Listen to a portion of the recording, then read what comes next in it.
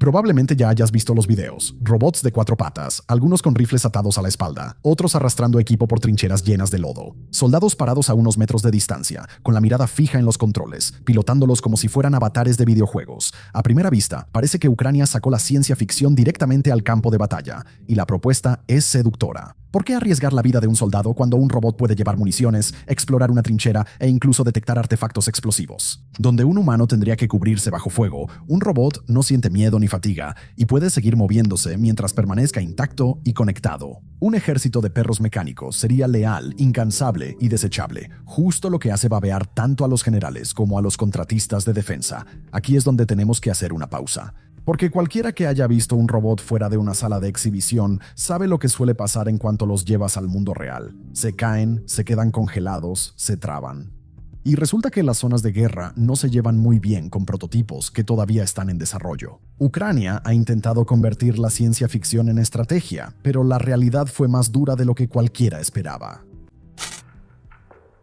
Orígenes y visión.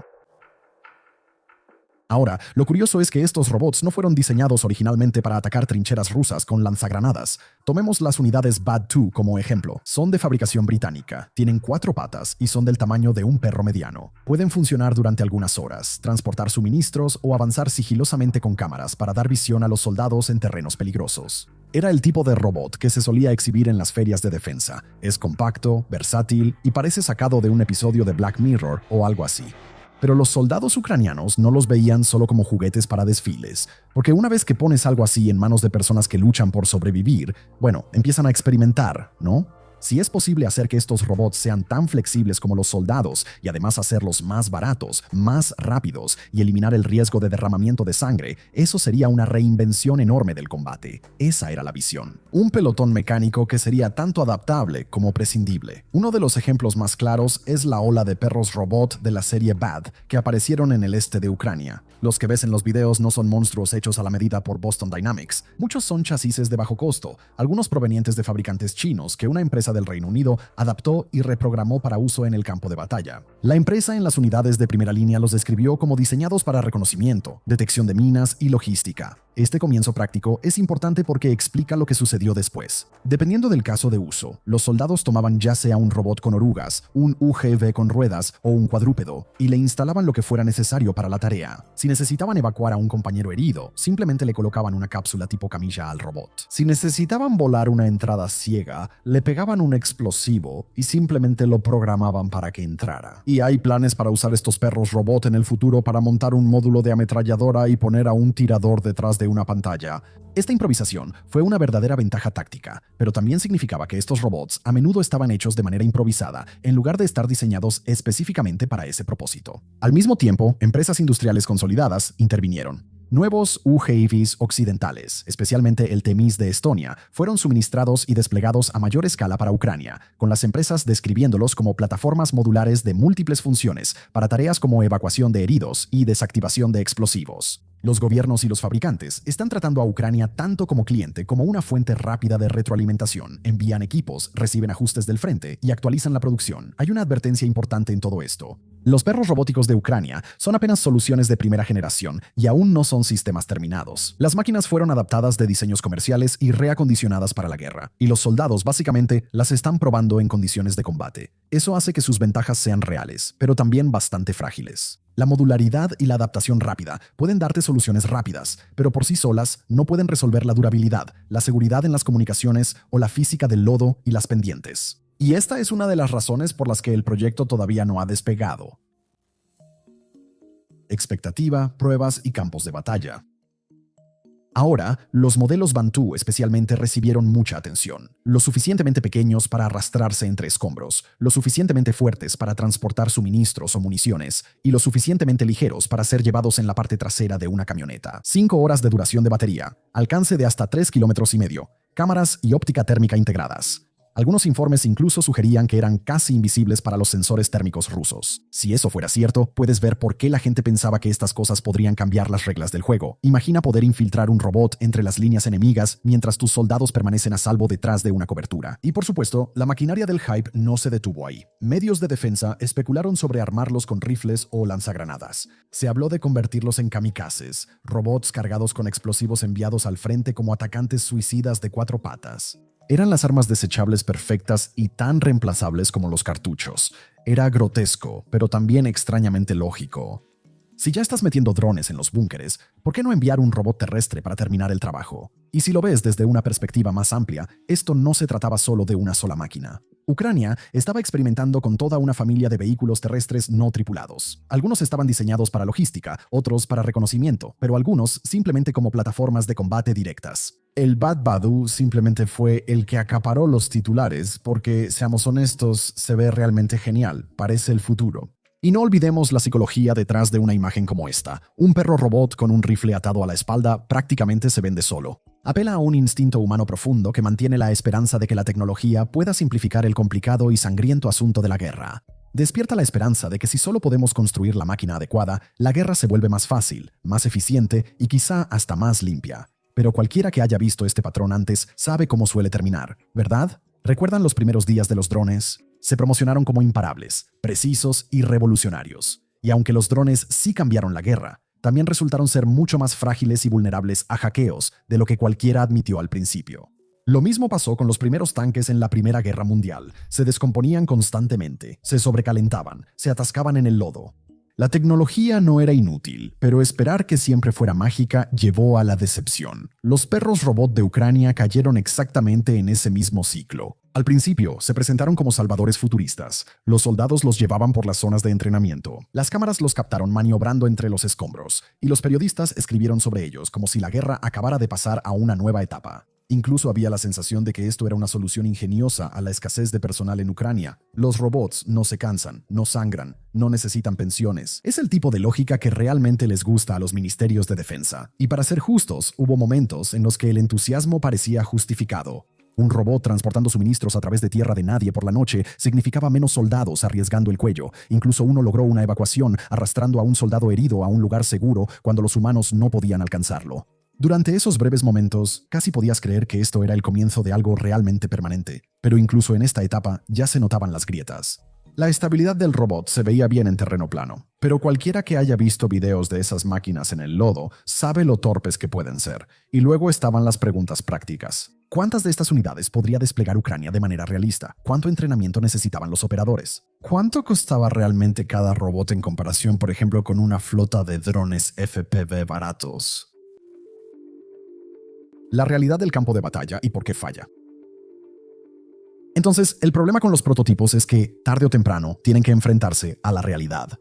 Para los perros robot de ataque de Ucrania, esa realidad no era un campo de pruebas ni una exposición en Kiev, sino lodo, artillería, drones zumbando por encima y la guerra electrónica rusa saturando las ondas. Y muy rápido, todos los límites se hicieron evidentes. El primer problema fue el terreno. Los videos de estos robots caminando sobre concreto o tierra bien compactada contaban solo la mitad de la historia. El este de Ucrania no es un piso plano de exhibición. Es tierra de cultivo, trincheras, pueblos llenos de escombros y lodo tan espeso que se traga las botas. Para una máquina con patas pequeñas y articulaciones expuestas, ese tipo de terreno es una pesadilla. Los informes de los soldados describen que los robots se atascan, tienen dificultades en superficies irregulares o se vuelcan cuando transportan cargas pesadas. Incluso un oficial ucraniano bromeó diciendo que los robots le tenían miedo a los charcos, una forma mordaz de decir que simplemente no estaban diseñados para el desorden brutal de las líneas del frente, y luego surgió la cuestión de la energía.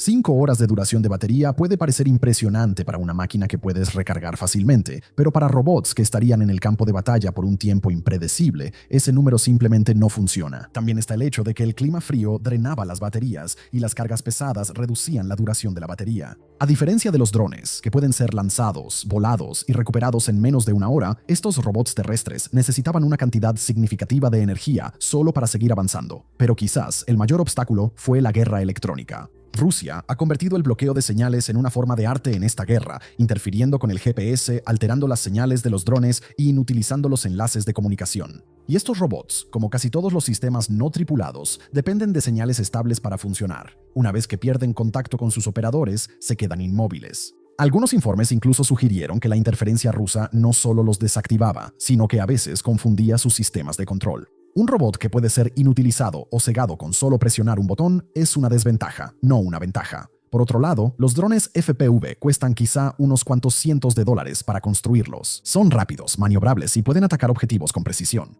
En cambio, estos robots terrestres pueden costar miles de dólares cada uno, son más lentos que un soldado trotando y son vulnerables a las mismas herramientas de interferencia. Si eres un comandante ucraniano con recursos limitados, las cuentas no son muy difíciles. ¿Por qué gastar fondos valiosos en robots que se arrastran cuando puedes comprar 10 drones que vuelan? También está el factor humano. Entrenar a los operadores para usar estas máquinas no fue sencillo. A diferencia de los drones, que se pueden aprender a manejar bastante rápido, los robots requieren conocimientos más especializados. Necesitas entender la navegación terrestre, el equilibrio de la carga y la resolución de problemas. Y la recompensa simplemente no siempre valía el esfuerzo. A veces los soldados se encariñaban con sus perros, insistiendo en repararlos en algunos casos en lugar de reemplazarlos. Eso significaría que los soldados podrían dudar en hacer sacrificios cuando fuera necesario o quedarse esperando una reparación que podría costar más que uno nuevo. La diferencia entre las expectativas y la realidad no significa que los robots fueran inútiles. Si pueden ayudar a evacuar a los heridos e incluso transportar suministros, eso ya es un muy buen comienzo. Sin embargo, resulta decepcionante porque el bombo pintaba un panorama completamente distinto. Y en este momento, para su caso de uso actual, estos robots son demasiado frágiles y demasiado costosos para justificar su uso. El hecho de que no cumplan con las expectativas, sin embargo, ha demostrado, una vez más, una de las verdades más brutales de la guerra. La guerra no tiene piedad con la tecnología a medio terminar. No puedes pulir, iterar y perfeccionar como lo harías si fuera un experimento en un laboratorio en algún lugar. Si una máquina no funciona a la primera, los soldados pierden la confianza en ella, los comandantes dejan de solicitarla y los recursos se destinan a lo que sí funciona. Lecciones del fracaso y el futuro de la guerra robótica. Ahora, si lo piensas bien, la guerra siempre ha sido un campo de pruebas brutal. Los primeros submarinos eran trampas mortales, llenas de fugas. Los primeros aviones en combate eran poco más que cometas de madera con pistolas atadas. Y los primeros tanques, como ya mencionamos, se atascaban en el lodo casi tan seguido como entraban en batalla. Sin embargo, hoy en día, los submarinos, aviones y tanques dan forma a los ejércitos modernos. Se volvieron indispensables solo después de décadas de fracasos, rediseños y adaptaciones. Este mismo ciclo se está desarrollando con los robots. El experimento de Ucrania fracasó no porque la idea fuera defectuosa, sino porque se implementó prematuramente. Lo que revelaron fue igual de importante. Si los robots van a tener éxito, necesitarán autonomía, ingeniería resistente y capacidad para resistir la guerra electrónica. Esos son problemas que se pueden resolver, pero no se resolverán de manera barata ni rápida. Pero incluso en el fracaso, Ucrania le dio al mundo algo valioso, le mostró a todos lo que no se debe hacer. Para Estados Unidos y China, es una lección gratis aprendida en el campo de batalla. Puedes apostar que los estrategas de defensa de todo el mundo tomaron nota cuando vieron a los robots ucranianos ser derribados por el lodo o silenciados por interferencias. En cierto sentido, los prototipos fallidos de Ucrania se han convertido en consultores no remunerados para la próxima generación de robótica militar. Pero hay algo más profundo sobre los robots en el campo de batalla, más allá de simplemente tomar el lugar de los soldados, y es el hecho de que la lógica de la guerra está cambiando. Imagina un futuro donde máquinas desechables luchan las batallas más sucias, donde enjambres de drones terrestres avanzan hacia campos minados o líneas de trincheras antes de que los humanos pongan un pie ahí. Ese tipo de guerra hace que los ataques sean más baratos en términos de vidas, pero más caros en términos de máquinas. Podría hacer que las guerras duren más porque las máquinas absorberían el costo humano que normalmente obliga a las naciones a negociar. Y esto es algo en lo que tenemos que empezar a pensar ahora, porque el fracaso de Ucrania con los robots no va a durar para siempre. La inteligencia artificial está mejorando, las baterías se están volviendo más potentes, los materiales se están volviendo más ligeros y resistentes. Las mismas cosas que hicieron a los drones tan letales durante la última década, eventualmente harán que los robots terrestres también sean viables. Y esto plantea algunas preguntas bastante incómodas. Si los robots asumen un papel más activo en la primera línea, eso hace que la guerra sea más fácil de librar. ¿Reduce el umbral para el conflicto porque los líderes pueden arriesgar máquinas en lugar de personas? ¿O hace que la guerra sea aún más aterradora con la posibilidad de que sistemas autónomos choquen fuera del control humano? Ucrania, sin quererlo, nos ha obligado a tener esa conversación. Y tal vez ese sea el legado de los perros robot de Ucrania. Puede que no hayan ganado batallas ni cambiado el curso de la guerra, pero revelaron cuánto nos falta por avanzar y lo rápido que podríamos hacerlo una vez que se aprendan las lecciones. Así que sí, los perros robot de Ucrania fallaron en combate real. Pero si la historia nos sirve de guía, los prototipos torpes de hoy suelen ser los avances aterradores del mañana. Implicaciones éticas y estratégicas. Entonces, si se perfecciona el uso de robots en las líneas del frente en la guerra, hay una pregunta que necesita ser respondida. ¿Quién se hace responsable de las muertes cuando los robots jalan el gatillo? En el fondo de esa pregunta está la idea de un control humano significativo. Y esto suena sencillo. Los humanos deben seguir estando a cargo de las decisiones de vida o muerte. Pero en realidad, definir qué significa significativo es realmente algo tremendamente complicado. Grupos de derechos humanos, el Comité Internacional de la Cruz Roja y activistas por el desarme han dicho que los humanos deben seguir siendo el centro en el uso de la fuerza. Han propuesto diferentes definiciones operativas. Humano en el circuito, una persona dispara el arma. Humano en el circuito de supervisión, una persona supervisa y puede anular la acción o control de supervisión significativo durante todo el ciclo de vida del arma. Y esa dificultad es precisamente la razón por la que existen grupos de defensa como la campaña para detener robots asesinos.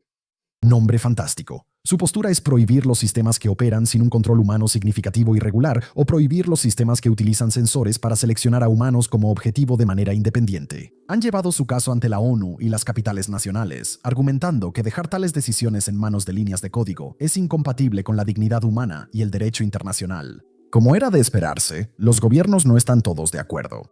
En 2025, la ONU realizó una consulta con diferentes países y el secretario general Antonio Guterres instó a los estados a establecer reglas claras sobre la regulación de armas autónomas para 2026. Sin embargo, las principales potencias, incluyendo a Estados Unidos, Rusia, China e India, prefieren directrices nacionales y las leyes internacionales existentes en lugar de una prohibición internacional. Esa división es el problema político central aquí. La sociedad civil aboga por la prohibición.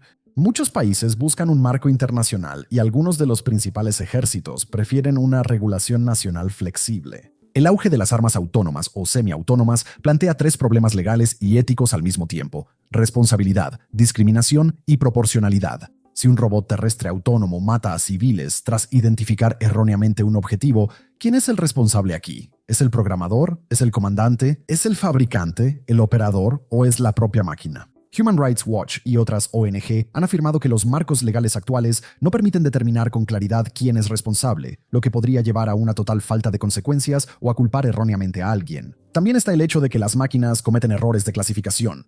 La distinción entre civiles y combatientes no es tan simple porque a menudo va a depender del contexto, la intención y señales humanas sutiles. Y las máquinas no están en el punto en que puedan tomar esas decisiones de manera confiable porque, carecen de imaginación moral. Otra preocupación práctica es el riesgo significativo de que esta tecnología pueda caer en manos de grupos no autorizados y no regulados.